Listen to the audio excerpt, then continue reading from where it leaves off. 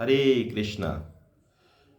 दासों के दास राधा कांत गिरधारी दास आप सभी भक्तों से यही प्रार्थना करते हैं कि आज बहुत ही पवित्र दिन देव उत्थान एकादशी है।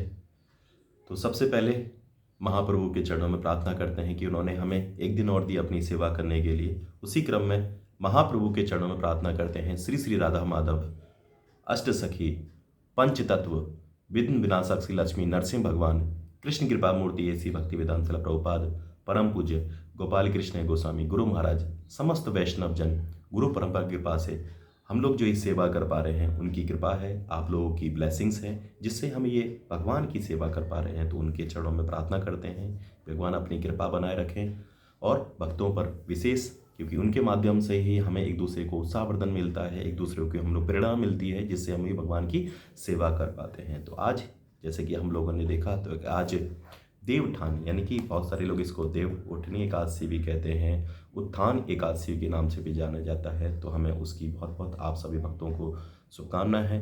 हम लोग बस भगवान के चरणों में ही प्रार्थना करते हैं भगवान अपनी सेवा का मौका देते रहिए, अपनी कृपा करते रहिए। तो उसकी जो कथा है उसको हम लोग थोड़ा सा प्रयास करेंगे पढ़ने का।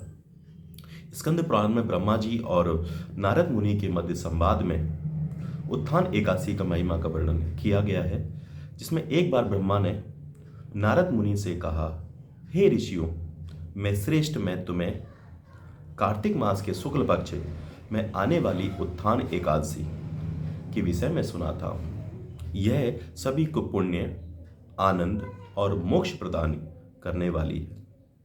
इस एकादशी के पालन से मिलने वाला पुण्य सहस्त्र अश्वमेध यज्ञों या 100 राजस्यु यज्ञों से प्राप्त पुण्यों से भी गुना अधिक मिलता है। जब नारद मुनि ने उनसे पूछा, एक समय खाने व पूर्ण उपवास करने के उपरांत प्राप्त फलों के विषय में बताइए। ब्रह्मा जी ने कहा, एकादशी पर केवल एक बार खाने से उसके केवल एक जन्म के पाप नष्ट होते हैं। जो केवल रसाहार करता है उसके 2 जन्मों के पाप नष्ट होते हैं और पूर्ण उपवास करने वालों के 7 जन्मों के पाप नष्ट हो जाते हैं। हे पुत्र, उत्थान एकादशी का प्रभाव त्रिभुवन में दुर्लभ फल प्रदाता है। इसके प्रभाव द्वारा मंदार पर्वत के समान पाप भी नष्ट हो जाते हैं। जो भी निश्चय पूर्वक उत्थान एकादशी का पालन करता है उसे 100 जन्मों के पापों से मुक्ति मिलती है। जो भी रात्रि में जागरण करता है उसका भूत, वर्तमान और भविष्य की पीढ़ियां वैकुंठ प्राप्त करती हैं। हे नारद, जो भी कार्तिक मास में विष्णु की पूजा तथा एकादशी का पालन नहीं करता, सभी पुण्यों को उसके क्षय हो जाते हैं। अतः प्रत्येक व्यक्ति को कार्तिक मास की एकादशी का पालन अवश्य करना चाहिए। कार्तिक मास में जो भी भगवान विष्णु के गुणों, लीलाओं का श्रवण करता है उसे 100 गाय दान करने का फल प्राप्त होता है। नारद मुनि ने पूछा, हे पितामह, यह एकादशी किस प्रकार करनी चाहिए, कृपया इसका वर्णन करें। ब्रह्मा जी ने उत्तर दिया, संपूर्ण दिवस भक्ति पूर्वक व्रत का पालन करना चाहिए। इस दिन लोभ की वृत्ति को त्याग करना चाहिए। इस दिन भगवान जनार्दन को कदम पुष्प अर्पित करने वाले व्यक्ति को कभी यमलोक का मुख नहीं देखना पड़ता।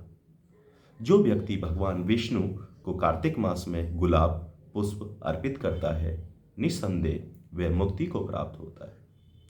जो भी अशोक वृक्ष के फल भगवान को अर्पित करता है उसे सूर्य व चंद्र का अस्तित्व रहने तक दुख नहीं भोगना पड़ता।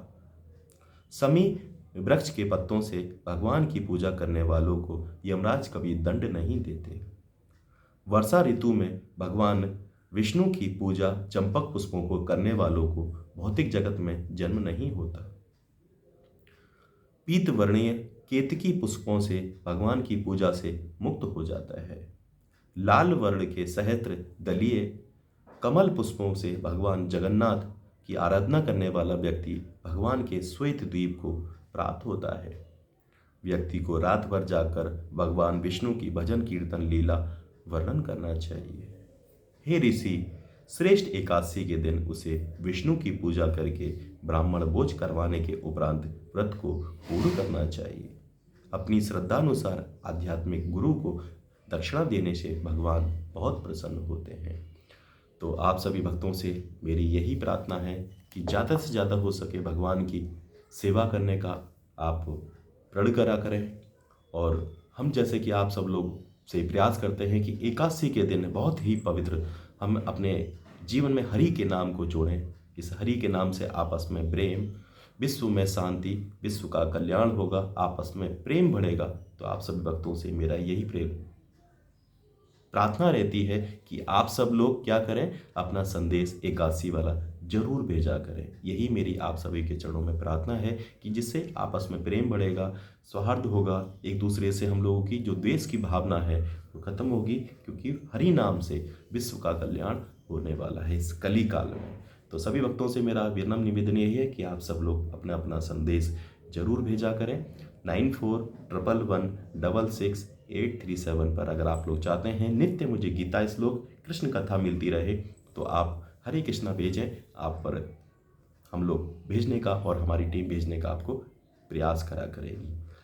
तो दासों के दास यही प्रार्थना करता है कि अपने जीवन में हरि के नाम को जोड़ें। हरे कृष्ण कृष्ण कृष्ण हरे हरे, हरे राम राम राम हरे हरे। हरि हरि बोल।